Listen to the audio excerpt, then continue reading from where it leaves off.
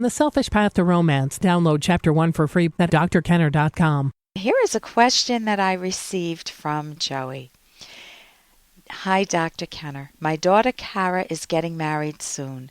I am her biological father, but she wants her stepdad, Sam, to walk her down the aisle with me as well.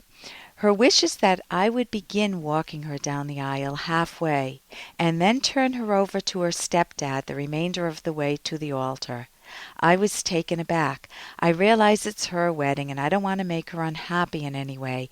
She is close to her stepdad and wants to honor him by asking him to be part of the ceremony as well. Why do I feel so put off? She doesn't want to hurt anyone by requesting this of both of us, but still it stings. I'm not a petty person. I can't seem to get past this, at least not at the present time. I'm trying to take a rational position and work through it. I have not said anything to her about this, but just wanted to get your guidance as to how I should approach it, if only in my mind. Sincerely, Joey. Joey, weddings can be so joyous and they can be so wrought with pain.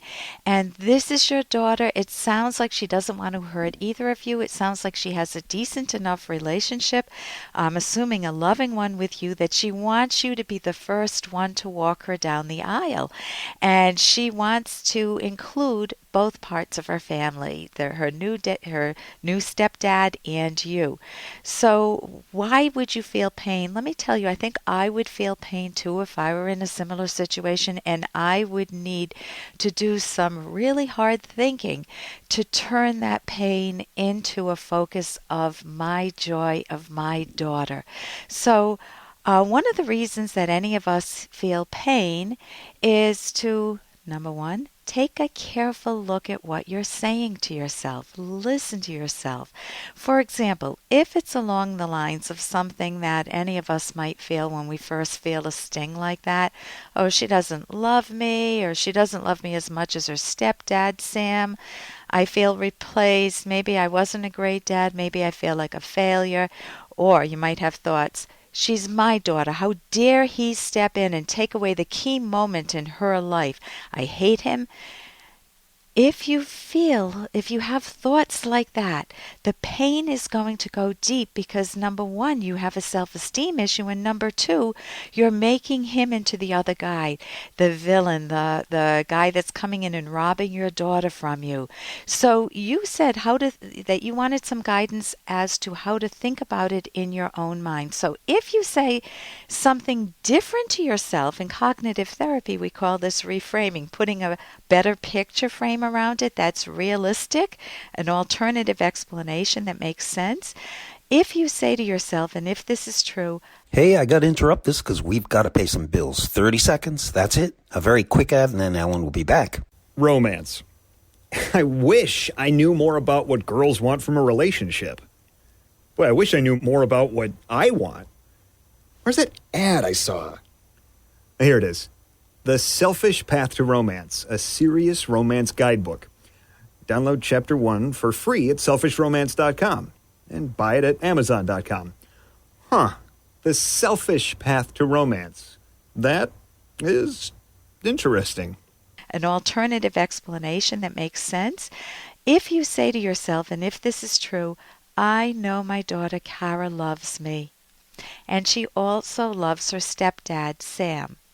Now, I want to just jump in here. She loves you both uniquely. It's never going to be the same. No parent loves all their kids the same. They love them uniquely. So if you say to yourself, I'll go back to this mental role play. I know Kara loves me, and she also loves Sam. I know this was a shock to me. I never envisioned that I would have to share giving her away during her wedding. It's okay for me to feel sad as my mind gets used to this. I want a good coping strategy. I know I'm not a failure as a dad, and I know Kara isn't replacing me. I know she loves me. then you can come up with a better coping strategy. If you have better thoughts like that, if you've reframed it like that, Joey, you can, number one, maybe go out and do something fun and interesting with her so you can convince your own mind that you guys are connected. It can even be for coffee. It doesn't have to be a full day or a long drawn out thing, but just something that you know both of you would enjoy. So connecting with her emotionally would help. The second is you want to really reach out to her. You could say something so that you're getting information from her. You could say, Kara, it must have been hard for you to figure out what to do since you love both me and Sam, your stepdad. Help me understand a bit what your thinking was behind having Sam and I walk you down the aisle. And then be quiet. Just listen to what Kara said. She might have said, Dad, I struggled with it terribly. I really wanted just you. Or she might have said, Dad, I didn't know who to go first, whether it should be you or my stepdad. You're both in my life, and I so want both of you without hurting either of you. Somehow, hearing the story from her when you don't present it as a, well, why did you do that, Kara? You know that's going to hurt me. That would be a terrible way to present it. But if you present it more factually, help me understand you, honey, you may get some information. If you then need to feed her information, you might take a break and sleep on this. But if you feel like it's on your mind, you really need to express something to her, Joey. You could say something along the lines, Carrie, I was a bit surprised. I hadn't pictured your wedding day that way.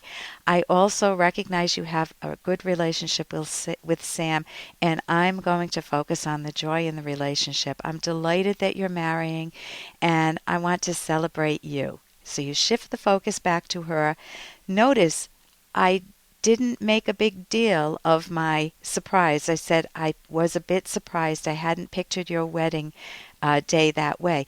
That's a very light touch. It's giving her the information. Then you can do one last thing. You can you can do several more things, but just as starters, keep your focus on what you love about your daughter, all the joy of her growing up over the years. If there are painful parts, just look at it as opportunities for growth for you. You can have imagery. I mean, I'm not a square dancer, but think of it as a square dance. You take her halfway down the aisle, and then he takes her the other half, and then you get her again for a dance, maybe a father-daughter dance, and then he gets her again. And so it becomes, you get more of the imagery of joyousness and a trade-off rather than he's the competitor, that the stepdad is the enemy, giving away your daughter halfway during the wedding, doing half of it. So enjoy the wedding. I think that's joyous that she's including you and him, both of you. For more Dr. Kenner podcast, go to drkenner.com and please listen to this ad. Here's an excerpt from The Selfish Path to Romance, the Serious Romance Guidebook by clinical psychologist Dr. Ellen Kenner and Dr. Edwin Locke, who's world famous for his theories in goal setting. Telling white lies can be harmful. If your spouse asks, am I too fat? You can first actively listen by reflecting their thoughts. You're concerned about your weight? Giving your partner an opportunity to think aloud may help motivate him or her to lose weight. But if your partner actually wants your input, tell the truth tactfully. I think you'd feel and look better and be healthier if you lost some weight. Let me know if you'd like my help. I can stop bringing home all that junk food. White lies breed distrust. If your partner lies to you, you will naturally wonder, if my partner lied about this, what other things has he or she lied about? You can download Chapter 1 for free by going to drkenner.com, and you can buy The Selfish Path to Romance at amazon.com.